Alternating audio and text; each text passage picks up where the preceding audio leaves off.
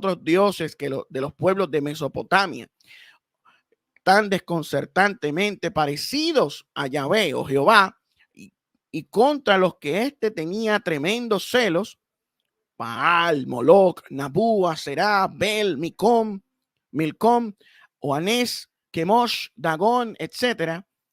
Vamos a fijarnos a una experiencia específica y extraña exigida por Yahvé o Jehová al pueblo hebreo, y vamos a encontrarnos con otro pueblo separado del pueblo hebreo por unos 10,000 kilómetros en el espacio y por unos 3,000 años en el tiempo. Al que su Dios protector le hizo pasar por la misma extraña experiencia. Nos referimos al hecho de andar errantes por muchos años antes de llegar a la tierra prometida y bajo el mandato específico y la dirección inmediata de Yahvé o Jehová. El lector que quiera conocer más a fondo los detalles de todo este peregrinar no tiene más que leer el libro del Éxodo, que es uno de los 5 libros que componen la Biblia, la Pentateuco, la Torá. Pues bien, esta extraña aventura que tiene que haber resultado penosísima para el pueblo judío, la vemos repetida con unos paralelos asombrosos e incomprensibles en el pueblo azteca. Según las tradiciones de este pueblo, hace aproximadamente unos 800 y pico de años, que su dios Huitzilopochtli se les apareció y les dijo que tenían que abandonar la región en que habitaban y comenzar a desplazarse hacia el sur hasta que encontrasen un lugar en el que verían un águila devorando a una serpiente. En este lugar se asentarían y él los convertiría en un gran pueblo. La región en que por aquel entonces habitaban los aztecas estaba en lo que hoy es terreno de Estados Unidos, probablemente entre los estados de Arizona y Utah. Y por lo tanto, su peregrinar hasta Tenochtitlán fue notablemente más extenso que al que los hijos de Abraham les exigió su protector Yahvé o Jehová. La caminata de los hijos de la grulla, como tradicionalmente se llamaba a los aztecas, fue de no menos 3,000 kilómetros y no precisamente por grandes carreteras, sino teniendo que atravesar vastos desiertos y zonas abruptas y de densa vegetación que ciertamente tuvieron que poner a prueba su fe en la palabra de su Dios Huitzilopochtli. Pero por fin, después de mucho caminar, encontraron en una pequeña isla en medio del lago Texcoco el águila de la profecía devorando una serpiente en lo alto de un nopal que se encuentra en la bandera de México. En la bandera de México usted ve el águila devorando la serpiente, se encuentra en el corazón de la bandera mexicana. Pues es una alusión a esta historia de Huitzilopochtli y el peregrinar de los aztecas hacia la tierra prometida. Esta pequeña isla estaba exactamente donde ahora está la impresionante Plaza del Zócalo, allá en la Ciudad de México. La febril actividad constructora de los aztecas, muy influenciada por otros 2 pueblos que anteriormente se habían distinguido mucho por sus grandes construcciones, los olmecas y los toltecas. Pronto convirtió aquellos lugares pantanosos en la gran ciudad en la que se encontraron los españoles cuando llegaron a principios del siglo XVI. Hoy en día ya apenas sí quedan algunas partes con agua del lago Texcoco, pero cuando llegaron los aztecas allá por el 1325, el lago ocupaba una superficie notablemente mayor del Valle de México. Con lo dicho hasta aquí, no podríamos encontrar sino un paralelo genérico con lo que les aconteció a los hebreos, y ciertamente no tendríamos derecho a escribirlo como un argumento en favor de nuestra tesis, dice Freixedo. Pero sí consideramos cuidadosamente todos los detalles de la historia de la peregrinación azteca, nos encontraremos con muchas otras circunstancias muy sospechosas. La personalidad de Yahvé era muy parecida a la de Huitzilopochtli. Ambos querían ser considerados como protectores y hasta como padres, pero eran tremendamente exigentes, implacables en sus frecuentes castigos y muy prontos a la ira. Ambos le dijeron a sus pueblos escogidos que abandonasen la tierra en la que habitaban. Yahvé lo hizo primeramente con Abraham, haciéndole que dejase Ur de los Caldeos, y lo hizo posteriormente con Moisés, forzándolo a que abandonase Egipto al frente de todo su pueblo. Ambos acompañaron personalmente a sus protegidos a lo largo de toda la peregrinación, ayudándolos directamente a superar las muchas dificultades con que se iban encontrando en su camino. Yahvé o Jehová los acompañaba en forma de una extraña columna de fuego y humo que lo mismo los alumbraba por la noche, que les daba sombra por el día y les señalaba el camino por donde tenían que ir, haciendo además muchos otros menesteres tan extraños y útiles para apartar las aguas del mar, para que pudiesen pasar de una orilla a otra, etc.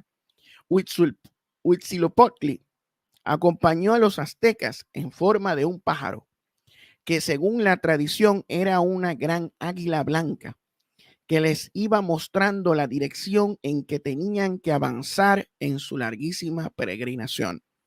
Este peregrinar en ninguno de los casos fue de días o semanas. En el caso judío, Yahvé extrañísimamente se dio gusto haciéndoles dar rodeos por el inhóspito desierto del Sinaí durante 40 años, cuando podían haber hecho el camino en 3 meses. Huitzilopochtli fue todavía más errático y desconsiderado en su liderazgo, pues tuvo a sus protegidos vagando por 2 siglos aproximadamente, hasta que por fin los estableció en el lugar de la actual Ciudad de México.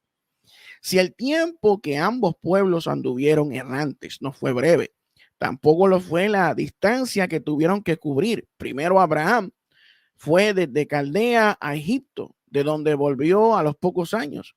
Pero enseguida vemos a su nieto Jacob volver de nuevo a Egipto, siempre bajo la mirada de Yahvé, que era el que propiciaba todas estas idas y venidas, hasta que al cabo de unos 2 o 3 siglos vemos a todo el pueblo hebreo, por aquel entonces ya numerosísimo, de vuelta hacia la tierra prometida, capitaneado por Moisés, pero dirigido desde las alturas por aquella nube en la que se ocultaba Yahvé. La distancia que tenía que recorrer el pueblo hebreo era teóricamente unos 300 kilómetros, pero Yahvé se encargó de estirar esos 300 kilómetros hasta convertirlos en más de 1000. La distancia recorrida por el pueblo azteca fue mucho mayor, ya que no debió de ser inferior a los 3000 kilómetros, distancia que fue fielmente recorrida por las 6 tribus que inicialmente se pusieron en camino. Ambos pueblos tuvieron que enfrentarse a un sinnúmero de tribus y pueblos que ya habitaban la tierra prometida. Cuando llegaron los pueblos escogidos, los amorreos, filisteos, jesubeos, gabaonitas, amalecitas, etcétera, que a cada paso nos encontramos en la Biblia en guerra con los hebreos, tienen su contrapartida americana en los chichimecas, los tlaxcaltecas, los otomíes, los tepanecas, los xochimilcos, etcétera, con quienes tuvieron que enfrentarse los aztecas en su peregrinaje hacia Tenochtitlán. Ambos pueblos, en cuanto fueron adoptados por sus respectivos dioses protectores, comenzaron a multiplicarse rápidamente, pero sobre todo en cuanto llegaron al lugar prometido, se establecieron en él, se hicieron muy fuertes y pasaron a ser pueblos dominantes en toda la región, avasallando a sus vecinos. Ambos pueblos llegaron a la cúspide de su desarrollo aproximadamente a los 2 siglos de haberse establecido en la tierra prometida. Ambos pueblos fueron adoctrinados en un rito tan raro como es la circuncisión. Este es un detalle tan extraño que induce a sospechar muchas cosas, entre ellas que Yahvé y Huitzilopochtli eran hermanos gemelos en su gusto, nos dice Freixedo. Tanto Yahvé como Huitzilopochtli les exigían a sus pueblos sacrificios de sangre. Entre los hebreos, esta sangre eran de animales, pero entre los aztecas la sangre era frecuentemente humana, como en la dedicación del gran templo de Tenochtitlán, cuando según los historiadores se sacrificaron varios de miles de prisioneros, abriéndoles el pecho de un tajo y arrancándoles el corazón, todavía latiendo y sangrante, para ofrecerlo a Huitzilopochtli. Yahvé, a primera vista, no llegaba a tanta barbarie, pero parece que a veces acariciaba la idea. Recordemos, si no, el sacrificio que le exigió a Abraham de su hijo Isaac, que solo a última hora impidió, aunque existen manuscritos más antiguos que presentan a Abraham sacrificando a Isaac.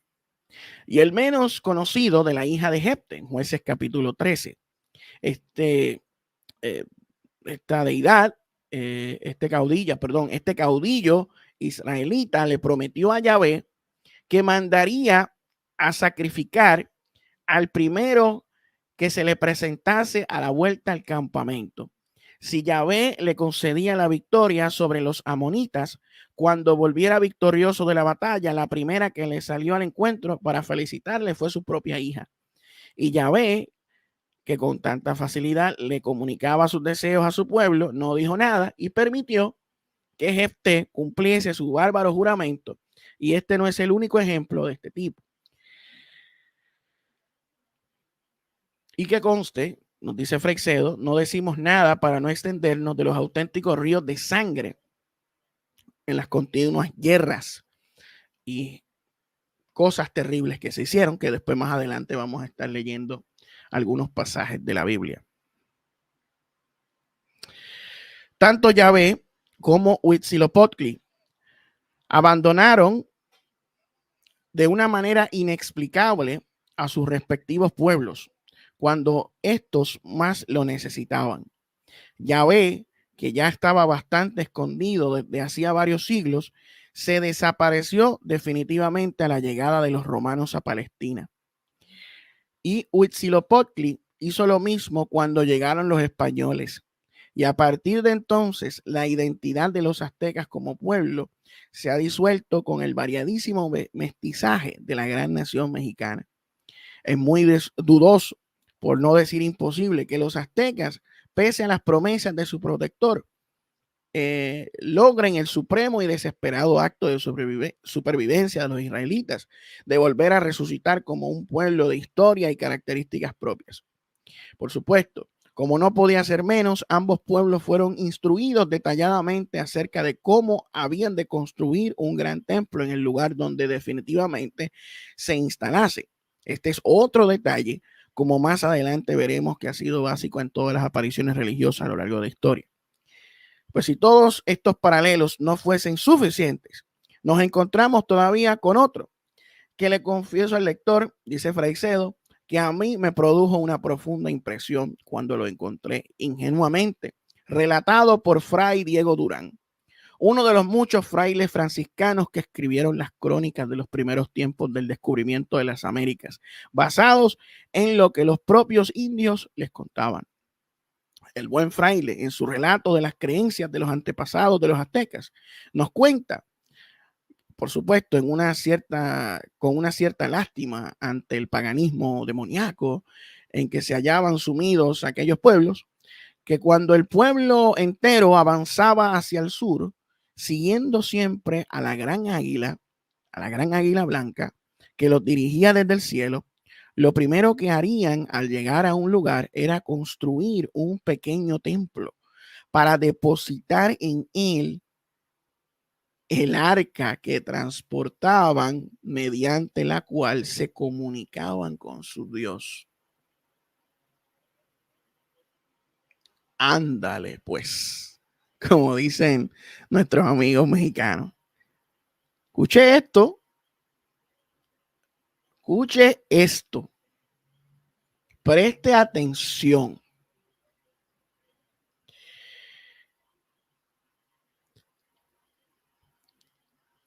Cuando el pueblo entero de los aztecas avanzaba hacia el sur siguiendo siempre a la gran águila blanca, a Huitzilopochtli, que lo dirigía desde el cielo, lo primero que harían al llegar a un lugar era construir un pequeño templo para depositar en él el arca que transportaban, mediante la cual se comunicaban con su Dios.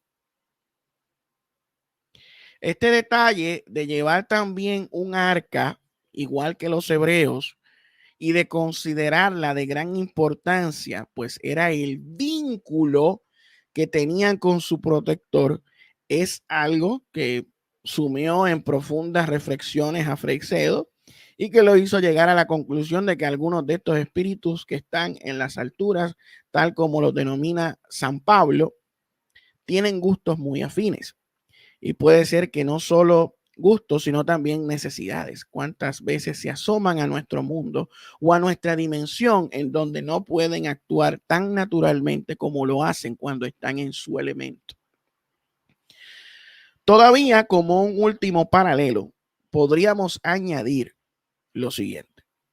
Si el Yahvé de los hebreos tuvo su contrapartida americana en Huitzilopochtli, el Cristo judío, en cierta manera, reformador de los mandamientos de Yahvé, tuvo su contrapartida en Quetzalcóatl, el mensajero de Dios, instructor y salvador del pueblo azteca, que como Cristo apareció en este mundo de una manera un tanto misteriosa. Fue aparentemente un hombre, como él, encarnado, y como él se fue de la tierra de una manera igualmente extraña, prometiendo ambos que algún día volverían. Hasta aquí llegaban los paralelos que personalmente había investigado hace ya unos cuantos años, dice Freixedo, por la lectura del libro de Pedro Ferriz, ¿Dónde quedó el arca de la alianza? Pábulo a mis sospechas y a mis paralelos con los detalles que allí aporta. Uno de ellos es el curioso cambio de nombres. Resulta que Huitzilopochtli tenía la misma manía que Yahvé, dice Freixedo, Abraham, Sarai, Sara, Jacob, Israel, y hasta que el mismo Jesucristo, Kefas o Cefas, por Pedro, o Boanerges. Y por cierto, la misma manía que encontramos en los modernos extraterrestres, que con gran frecuencia les cambian el nombre a sus contactados. Pero no solo eso, sino que el Moisés azteca, que era el único que hablaba con Huitzilopochtli, según Ferriz, se llamaba Meshi. Y su hermana, porque también tenía una influyente hermana, se llamaba Malinal. Pues bien, fonéticamente, Meshi se parece a Moshe, Moisés en la versión fonética castellana, y Malinal a María. Y aunque el lector este paralelo le pueda parecerse una exageración traída por los pelos, debería saber que estos parecidos en cuestión de nombres propios son algo con que nos encontramos frecuentemente en el mundo religioso paranormal. Krishna, Cristo, Maturea, Matarea, etc. Y son algo normal en el mundo esotérico. Son chispazos de magia cósmica que escapan a nuestra lógica. Y hay muchas cosas más